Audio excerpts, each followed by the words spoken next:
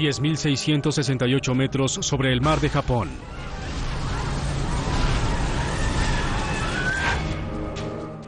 Korean Air 007, conteste. Experimentamos descompresión. Descenso a 3.048 metros. Los pilotos pierden el control de su avión. Activa el freno. Un 747 con 269 personas a bordo se precipita hacia el mar. En pocas horas empezó a circular el rumor de que los soviéticos estaban involucrados. Este aterrador incidente intensifica la tensión entre dos implacables rivales. La investigación se entrelaza entre el misterio y la decepción. Los investigadores deben encontrar la respuesta antes de que el accidente de un jet de pasajeros lleve a una guerra generalizada.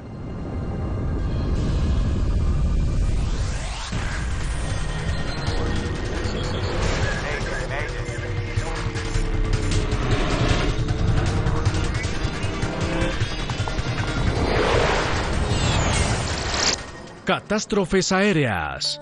Esta es una historia verdadera. Está basada en informes oficiales y declaraciones de testigos oculares. Objetivo destruido. 1 de septiembre de 1983. Korean Airlines 007, Nueva York a Seúl. 3:26 de la mañana.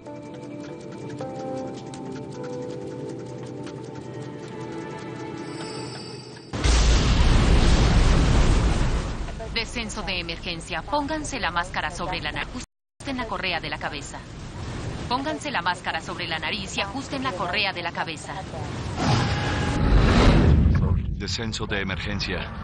Pónganse la máscara sobre la nariz y ajusten la correa de la cabeza. Repito, pónganse la máscara sobre la nariz y ajusten la correa de la cabeza. Descenso de emergencia. Descenso de emergencia. Pónganse la máscara sobre la nariz y ajusten la correa de la cabeza. Pónganse la máscara sobre la nariz y ajusten la correa de la cabeza. Una hora antes. Son pocos minutos después de las 2 de la mañana a bordo del vuelo 007 de KAL. Posición sobre NIPI. Estimado NOCA 1826132 decimal 0. Después de una breve escala en Anchorage, un 747 de Korean Airlines va camino a Seúl. El maratónico vuelo se originó en Nueva York hace 13 horas.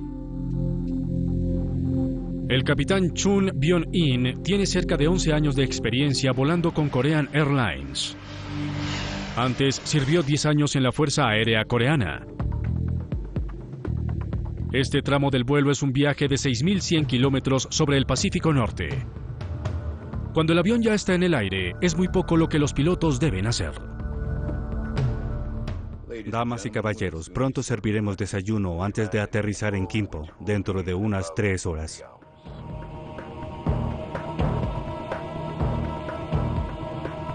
Muchos de los pasajeros tienen reservados vuelos de conexión a otros destinos después de aterrizar en Seúl.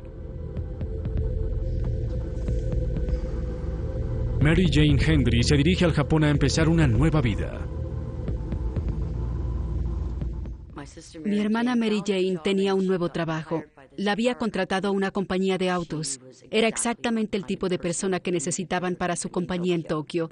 Viajó para iniciar esta nueva etapa de su carrera. Korean Air 007. 15 minutos detrás va el vuelo hermano del 747, KAL 015. Korean Air 007. Korean Air 015. ¿Qué haces? Las tripulaciones de vuelo conversan para pasar el tiempo. Tenemos un fuerte viento de cola inesperadamente. ¿Qué tan fuerte? 35 nudos desde 040.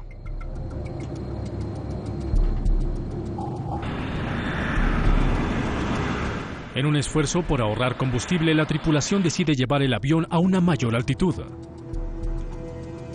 Korean Air 007. Control de tráfico aéreo de Tokio. Korean Air 007, Tokio. Solicitamos ascender a 350. Entendido, un momento.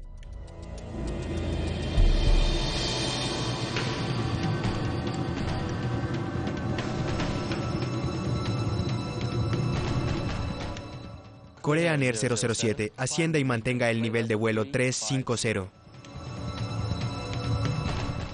Entendido. Ascendemos y mantenemos nivel de vuelo 350.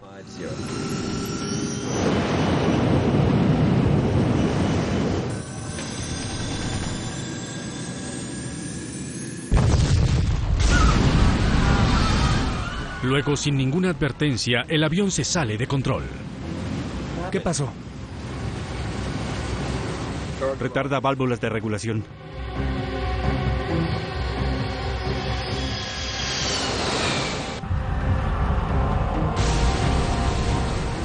Tren de aterrizaje. Listo. La tripulación baja el tren de aterrizaje en un esfuerzo por detener el ascenso del avión. Aumenta la altitud. Aumenta altitud. Activa el freno. No puedo descender. No puedo descender. Esto no funciona. ¡No funciona! Los motores están normales, señor. Capitán. Es una rápida descompresión.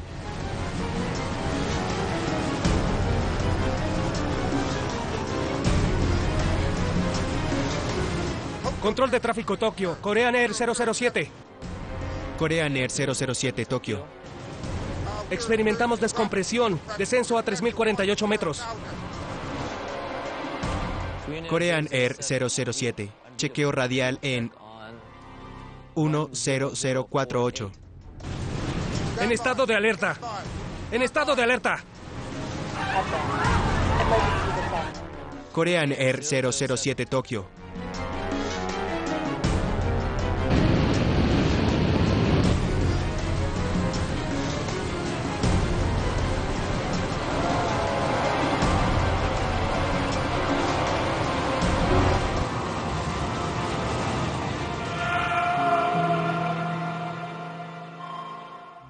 El vuelo 007 de Korean Airlines y todas las 269 personas a bordo desaparecieron. Korean Air 015, comuníquense con Korean Air 007 y denos su posición. Todos los esfuerzos por comunicarse con el vuelo fallan. Tokio llama a otras estaciones de radar en Japón y Corea. No puedo comunicarme con Korean Air 007. Llama incluso a una estación de radar en la Unión Soviética. Los familiares nerviosamente esperan noticias del vuelo desaparecido. La compañía para la cual iba a trabajar mi hermana aparentemente llamó y dijo que el avión no había llegado y que tal vez algo grave había ocurrido, pero en ese momento no sabíamos nada. Existía preocupación de que lo hubiesen obligado a aterrizar o se cayera al mar. En pocas horas empezó a circular el rumor de que los soviéticos estaban involucrados. Mientras el mundo espera noticias del incidente, oficiales militares estadounidenses hacen un terrible descubrimiento. Estación de vigilancia secreta estadounidense. En una estación de vigilancia secreta escuchan transmisiones soviéticas. Parece que ocurrió lo impensable. El blanco viaja a alta velocidad y se acerca a la frontera. En el momento de la desaparición del vuelo, los soldados estadounidenses oyeron lo que creyeron que era una misión de entrenamiento soviética de rutina. El blanco está en su rumbo. Si viola la frontera estatal, destrúyanlo.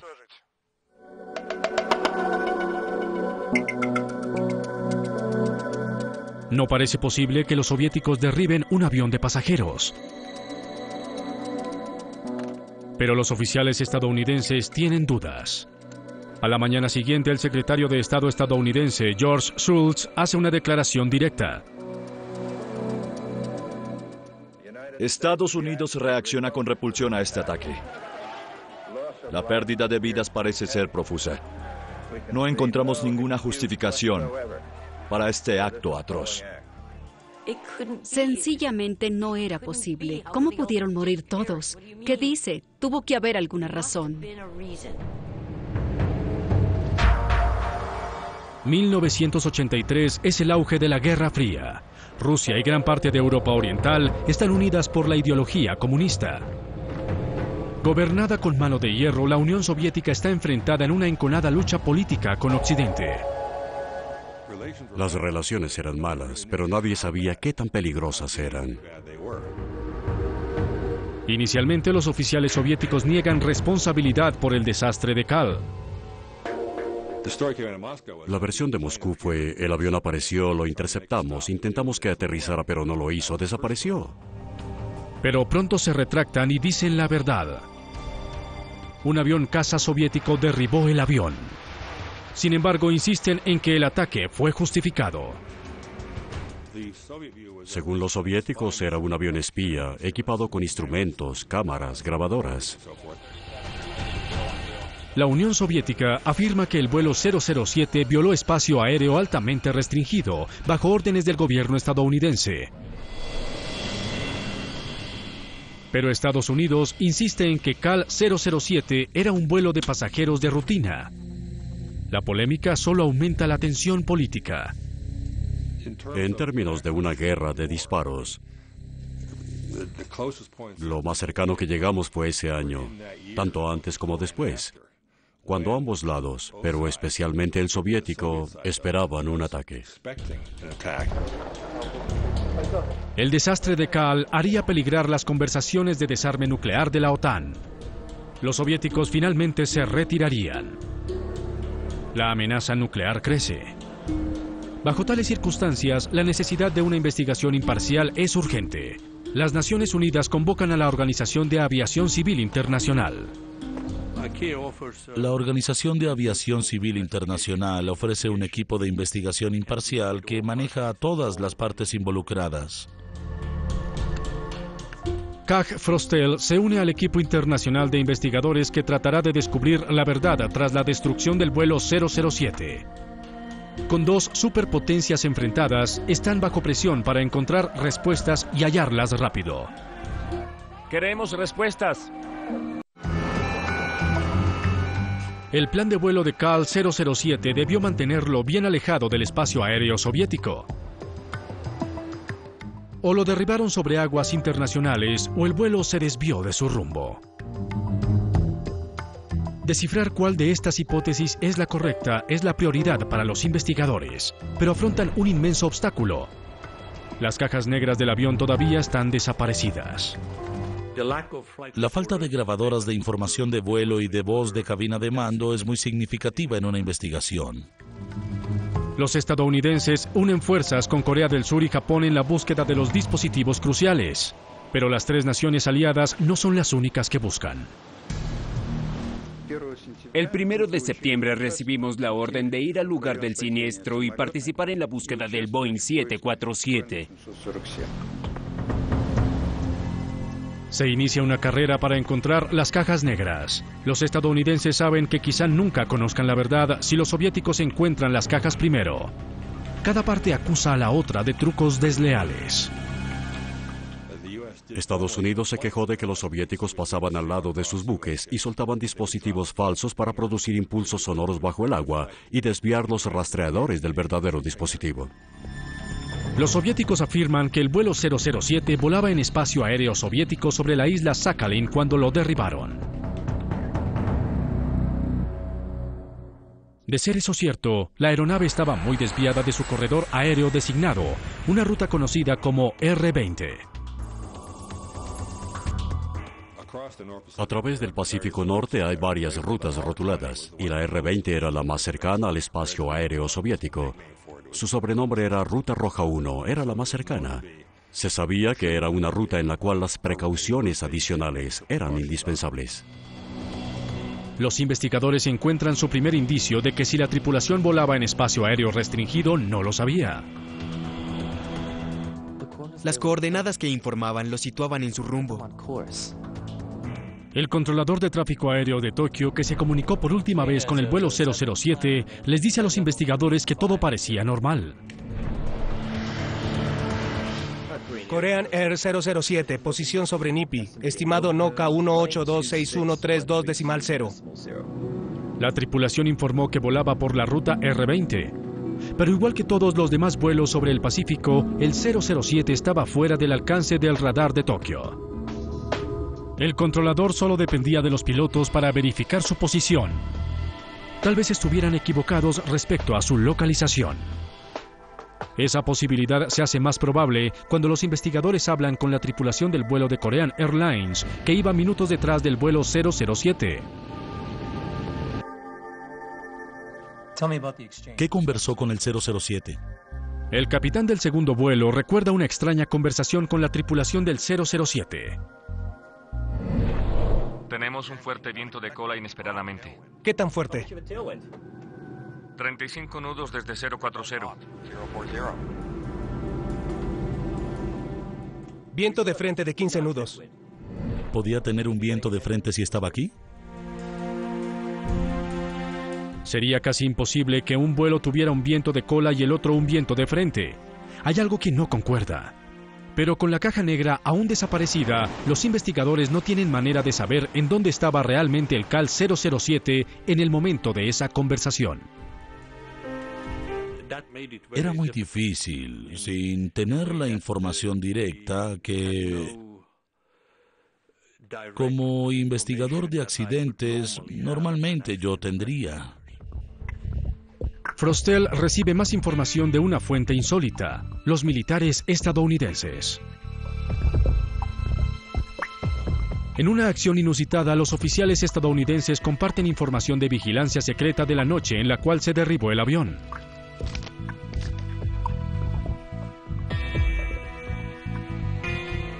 Una tecnología secreta llamada radar pasivo puede seguir los movimientos de todos los aviones militares y civiles alrededor del globo. Lo que revela en relación con el vuelo 007 de CAL es impactante. El avión estaba totalmente fuera de curso. Durante casi todo su viaje a través del Pacífico se había desviado hacia el norte. Cuando lo derribaron, el vuelo 007 estaba a 560 kilómetros al norte del lugar en el cual debería estar, y ya había entrado y salido de territorio soviético. Los soviéticos decían la verdad. La investigación debía determinar por qué se había desviado de esta manera. Para encontrar la respuesta, los investigadores centran su atención en el sistema de navegación a bordo del 747. Se llama SNI, Sistema de Navegación Inercial. El SNI que usaba esta aeronave tenía una precisión de unos 800 metros de desvío por hora. Era un sistema muy preciso. El sistema se basa en coordenadas o puntos de avance ingresados al controlador de vuelo. Funciona de la siguiente manera. Se ingresan 9 puntos de avance. Así se programa el sistema. 59 grados, 18.0 norte.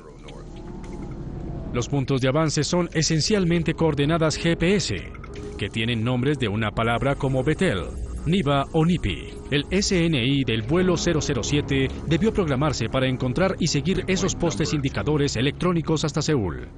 59 grados, 18.0 norte. Rumbo interno 270.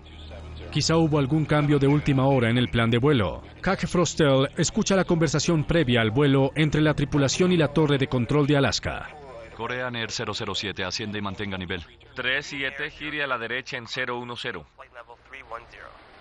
Mantenga nivel de vuelo 310. Se cumplió la rutina de principio a fin.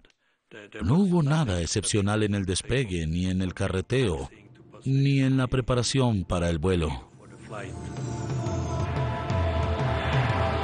Después de salir de Anchorage, el 747 voló sobre el Pacífico, según el plan. Pero nunca llegó al primer punto de avance. Se desvió de su curso durante más de 5 horas. La esperanza de descubrir las causas empieza a desvanecerse. Un esfuerzo de 10 semanas para recuperar las grabadoras de vuelo no dio ningún resultado. La búsqueda se cancela. La localización de la aeronave y en cuántos pedazos estaba desintegrada era un misterio.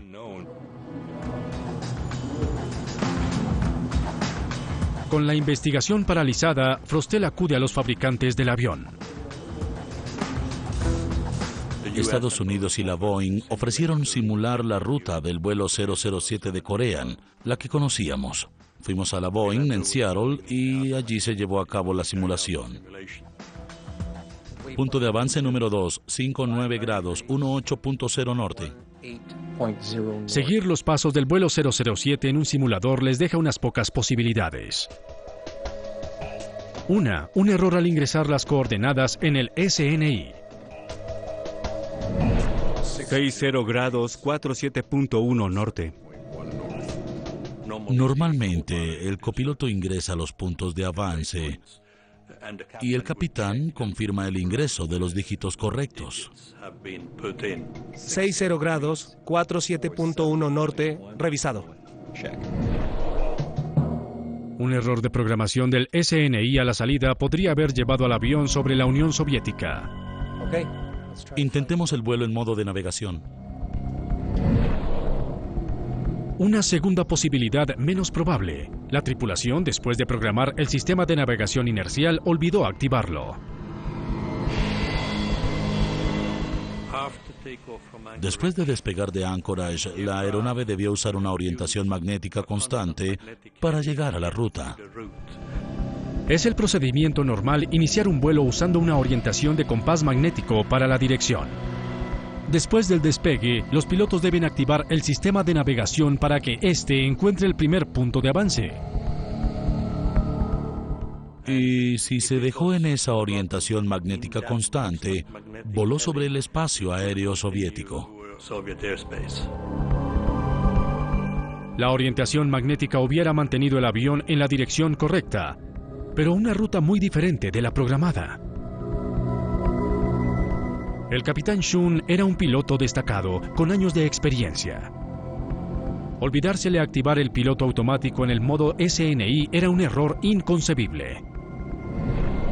En ese momento, Frostel solo puede especular por qué el vuelo 007 estaba fuera de curso. Pero lo que es aún más difícil de entender es la razón que tuvo la Unión Soviética para arriesgarse a iniciar una guerra al derribar un avión. Los soviéticos recurrieron a una fuerza mortal para castigar al intruso. Es como dispararle al repartidor de periódico porque tal vez quiera entrar a la casa.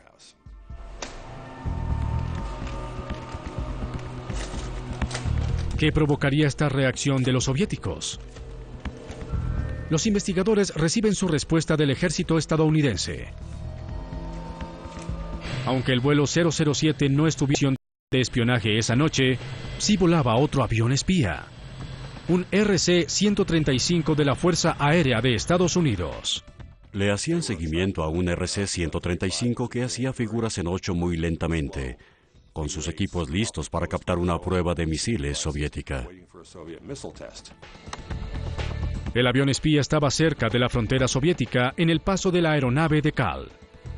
Con sus trayectorias cruzadas, es posible que los dos aviones no se diferenciaran en el radar soviético. Cuando el vuelo 007 pasó sobre el espacio aéreo soviético, asumieron que era un RC-135. Llegó un intruso y ellos siguieron los procedimientos que habían preparado de antemano para él. El blanco está en su rumbo. Si viola la frontera estatal, destrúyanlo. Pero quedan preguntas inquietantes. ¿El piloto del caza se acercó lo suficiente para ver el blanco con sus propios ojos? ¿Sabía que era un avión de pasajeros?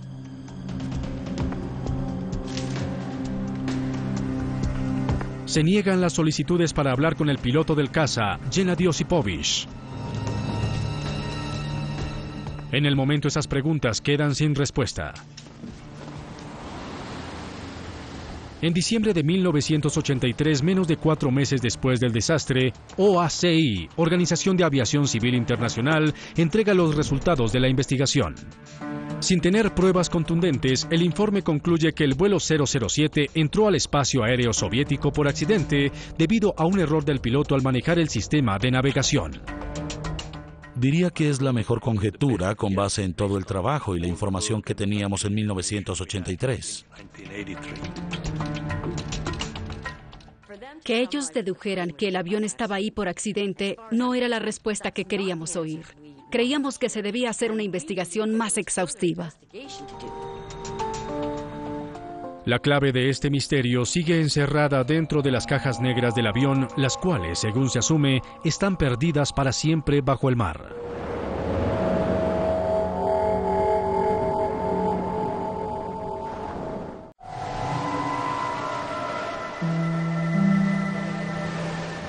En los meses posteriores al desastre del Kal, el mar arrastra hasta la costa en el norte del Japón restos humanos inidentificables. También se encuentran fragmentos de escombros. Los investigadores no tienen duda de que el avión quedó completamente destruido. No sabemos en dónde están sus cuerpos. A la costa llegaron restos de ropa. Su identificación llegó a la costa de Japón.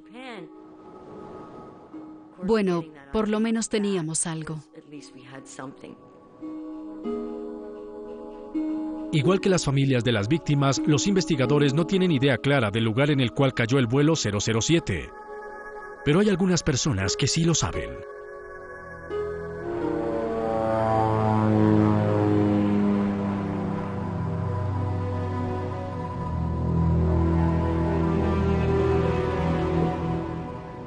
Los altos oficiales soviéticos esconden el hecho de que un mes después del incidente no solo encontraron los escombros, también hallaron las valiosas cajas negras.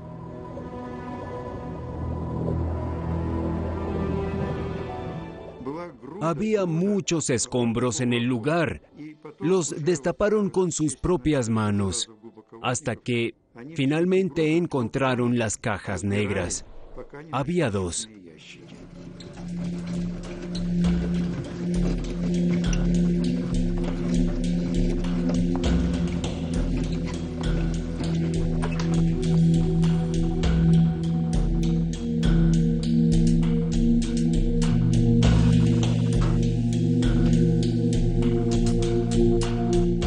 Pero los soviéticos se apoderan de las cajas negras.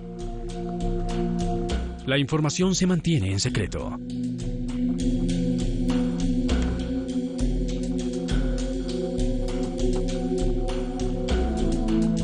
Diez años después,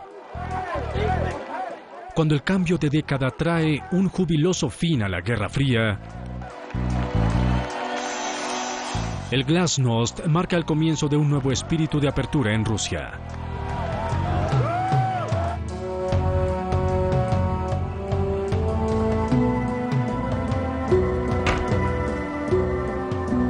Ansiosa de romper con el pasado, la nueva administración en Moscú decide divulgar la información. La noticia de las grabadoras y las cajas negras fue una sorpresa. Este nuevo material prometía respuestas verdaderas. Sabía que me dirían algo. Quería extraer los hechos de las grabaciones y luego ver cómo se comparaban con lo que escribimos en 1983.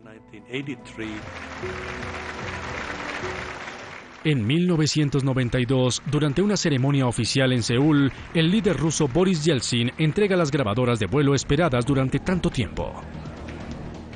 Un general de la KGB me abordó y me dijo: «Usted probablemente no me conoce, pero tuve las grabadoras en mi poder durante 10 años. Las tuve en la caja fuerte de mi oficina. Sabía que eran un importante secreto internacional. Esto me molestaba enormemente. Cada día cuando entraba a mi oficina y miraba mi caja fuerte, sabía que las grabadoras estaban allí». Y agregó: «Quizá usted no pueda entender que este es el día más feliz de mi vida».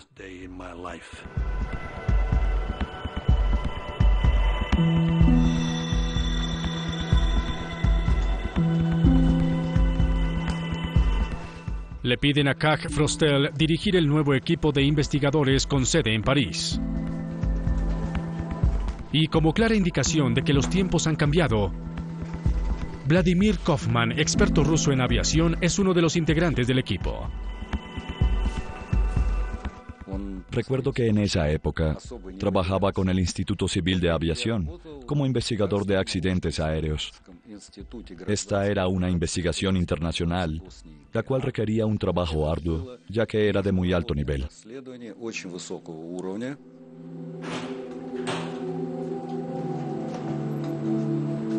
Su primera tarea es garantizar que las cajas negras sean auténticas. Muchas personas sospechaban que los rusos habrían manipulado las grabaciones y habían hecho algunas falsas. Tuvimos que validar al 100% la autenticidad de las grabaciones. Tenían sellos. Eran sellos de cera. Se tomaron fotografías y se cortaron los sellos. Los investigadores confirman que la grabadora de voz de la cabina de mando entregada por los rusos es la misma caja que se instaló en el vuelo 007. Las abrieron, las examinaron y validaron los números de serie. Ahora que saben que tienen las cajas auténticas, los investigadores deben asegurarse que no han sido manipuladas. Surge la sospecha. Durante la limpieza notaron que las cintas se habían reventado en algunos lugares y que los rusos las unieron. No es extraño que una cinta se reviente con el impacto de un accidente, pero la desconfianza en la antigua Unión Soviética está muy arraigada. Primero examinaron las zonas de las uniones, los lugares en los cuales se reventaron las cintas, y lo hicieron con fotografía de alto aumento. Una de las técnicas que los franceses tenían era una máquina de análisis de fotografía. Tenía un aumento óptico alto y veían las ondas magnéticas. La prueba confirma que no se agregó ni se eliminó información de la grabadora de voz de la cabina de mando cuando las cintas se unieron. Tenemos un fuerte viento. Finalmente, los investigadores pueden oír la grabación con la confianza de que cada palabra es auténtica. ¿Qué? ¿Ya es hora del desayuno? ¿Quieres desayunar? Desayunemos después. Pero solo oyen conversaciones intrascendentes de la tripulación. ¿En dónde puedo cambiar dinero? Hay una oficina de cambio en el aeropuerto. ¿Qué clase de dinero? Dólares a dinero coreano. Está en el edificio de vuelos domésticos. Interceptar 4 americanos 1037. No hay una sola palabra en la cinta que sugiera que la tripulación estaba en misión de espionaje. Una conversación rutinaria. O estos individuos son los falsificadores más desalmados que conozco o no tenían ni idea en dónde estaban. Creo que el segundo es el caso.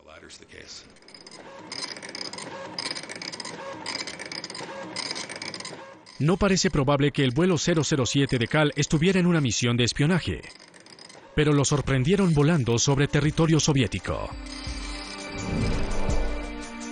Los investigadores sospechan desde hace mucho tiempo que la tripulación o programó equivocadamente su sistema de navegación o lo dejó en el modo incorrecto, en el rumbo magnético constante. La grabadora de información de vuelo finalmente proporciona la respuesta concluyente.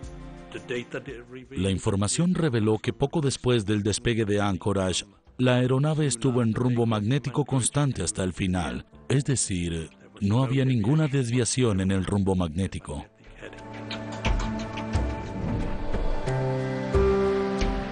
La tripulación del vuelo 007 de Cal nunca activó el sistema de navegación de puntos de avance. Tren de aterrizaje arriba. Listo. Sobrepasando 500. Parece que sencillamente olvidaron un paso básico en el procedimiento de vuelo habitual.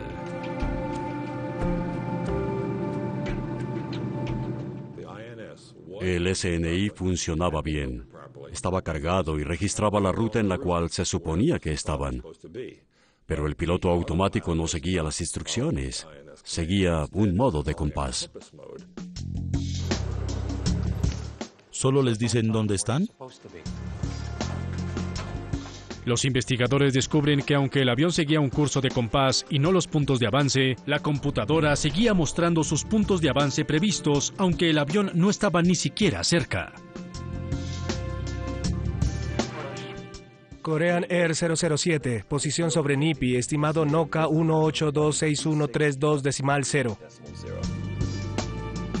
Esto podría explicar por qué la tripulación nunca se percató de su error. Pero la tripulación tampoco tomó nota de una indicación clave de la desviación de su rumbo. Tenemos un viento fuerte de cola inesperadamente. ¿Qué tan fuerte? 65 kilómetros desde 040. El hecho de que experimentaran un patrón meteorológico completamente diferente al de un avión supuestamente pocos minutos detrás de ellos debió alertarlos del problema. Hay un momento en el cual está a punto de ver que hay algo anormal. Habla con el piloto que está detrás y el viento tiene una diferencia de casi 180 grados. Hay una pausa. Chun tiene una intuición. Esto es extraño, ¿es un indicio de algo que debo investigar? Pero no lo hace. En ese momento, fue lo mismo que si se hubiera puesto un revólver en la cabeza. Fue un error humano. Una tripulación satisfecha consigo misma a altas horas de la noche tenía su computadora de vuelo en el modo equivocado y no notó que se desviaba de su rumbo. Todos cometemos errores tarde o temprano. Los buenos pilotos los cometen. Los pilotos no tan buenos también. Todos cometemos errores. Cuando los investigadores combinan la información de las conversaciones del vuelo 007 con las transmisiones soviéticas interceptadas, se forman una imagen detallada de lo que ocurrió el 1 de septiembre de 1983. Los pilotos creían que estaban en curso. Pero 3 horas después de iniciar su vuelo, su rumbo magnético los llevó al espacio aéreo soviético sobre Kamchatka. El ejército soviético le hacía seguimiento a un avión de reconocimiento estadounidense. Había una aeronave de origen estadounidense. Eran 2 aviones y tenían la misma apariencia. Cuando Cal pasó la frontera, todos creímos que esa era la aeronave. Mientras los pasajeros duermen en su largo viaje, los soviéticos envían cazas a interceptar el avión. La identidad del avión no se conocía. Las claves que lo identificaban como una aeronave civil perdida tal vez existían. Las claves de que era el 135 no coincidían, pero los soviéticos no tuvieron tiempo de pensar. El blanco viaja a alta velocidad y se acerca a la frontera. Pero los cazas no son lo suficientemente rápidos. El avión sale del espacio aéreo soviético y sigue su curso hacia Seúl. Creyeron que habían visto un espectro y que todo había terminado. Infortunadamente, no fue así. La aeronave está a segundos de volar sobre la isla de Sakhalin. Sakhalin estaba preparada.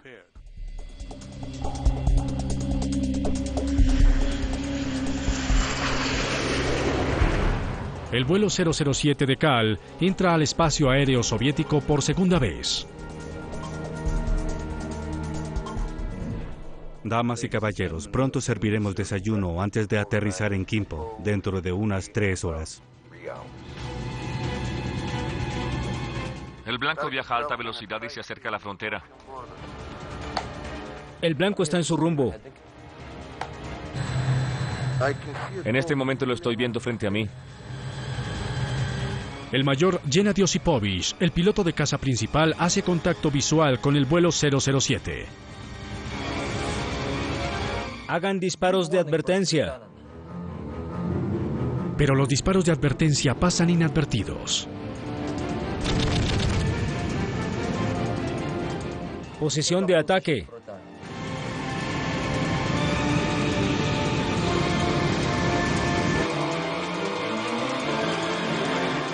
Destruyan el blanco. Entendido. Lanzamiento ejecutado.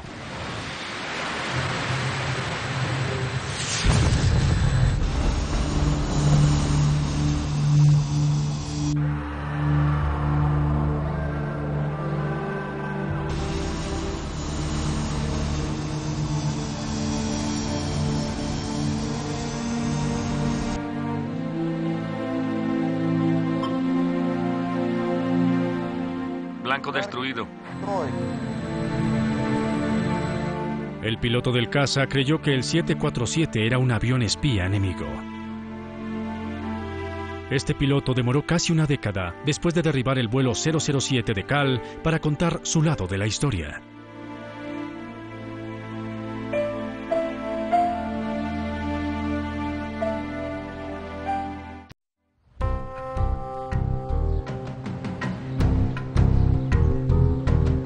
Los investigadores se preguntan desde hace mucho tiempo qué vio e hizo el mayor Gennady Osipovich después de recibir la orden de interceptar una aeronave intrusa en 1983.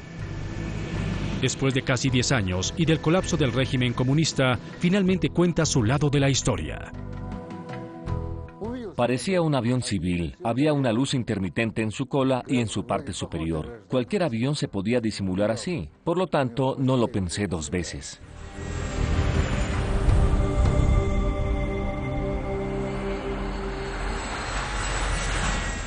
Hagan disparos de advertencia.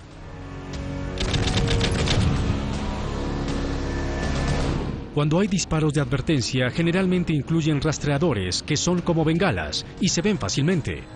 Sin embargo, Osipovich no tiene rastreadores cargados en su cañón.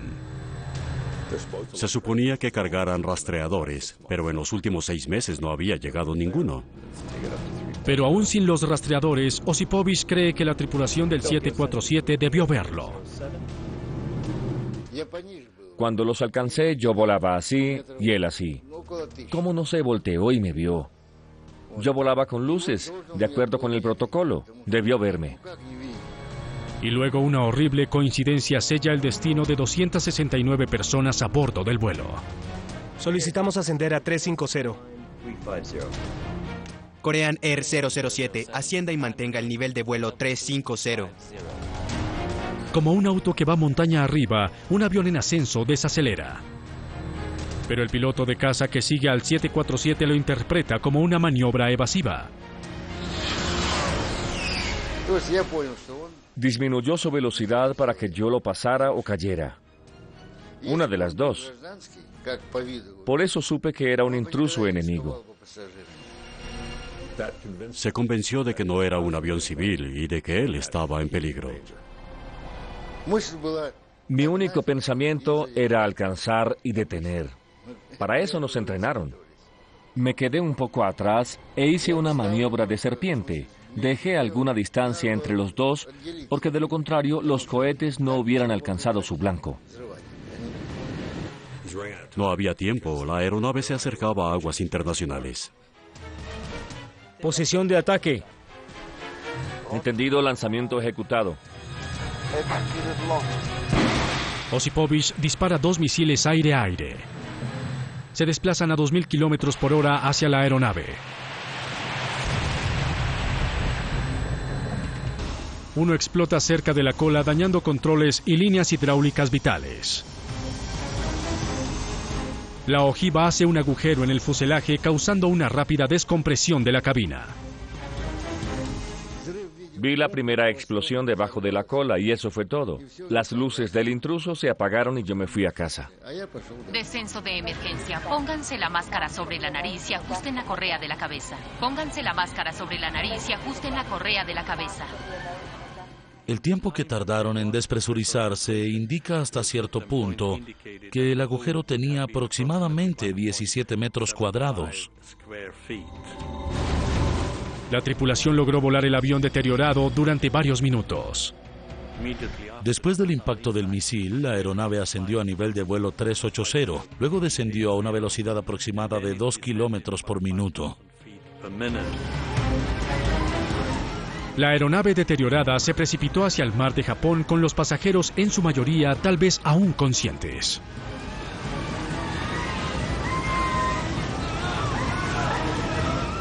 Y en ese momento termina la grabación.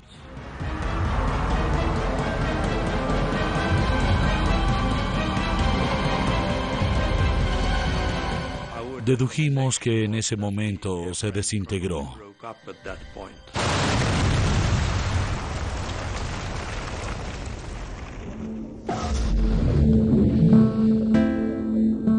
Hasta hoy, Gennady Osipovich está convencido de que derribó un avión espía. Sabía que no me ordenarían interceptar si era un avión civil o uno de carga, solo si era un intruso. No lo culpábamos, pero algunas familias sí. Decían que fue su responsabilidad. Oprimió el botón y derribó el avión. Buscaban a quién culpar. Era totalmente evidente. Lo que había hecho para poder vivir y dormir era creer que era un avión espía, que no había pasajeros a bordo, que no murieron 269 personas. Así lo quiere creer, y no lo culpo por eso. En 1993, Kak Frostel tiene la evidencia que le faltaba cuando entregó su primer informe. Puede probar cómo se equivocaron los pilotos coreanos y terminaron desviados de su rumbo, y cómo el piloto soviético interpretó la situación. La destrucción del vuelo 007 se declara un accidente. Frostel recomienda que todos los aviones de pasajeros estén equipados con un indicador claro de que el piloto automático está en modo de dirección. La tragedia del 007 no era inevitable. Fue una serie de accidentes, de malos entendidos, de malas decisiones preparadas con antelación.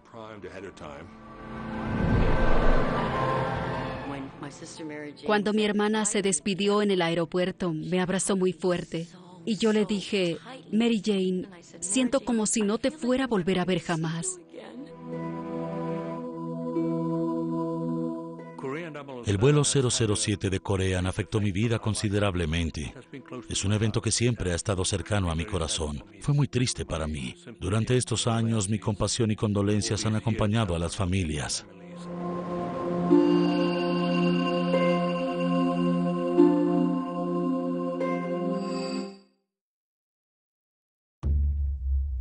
Tabú Latinoamérica, nuevo episodio, estreno, próximo domingo a las 10, solo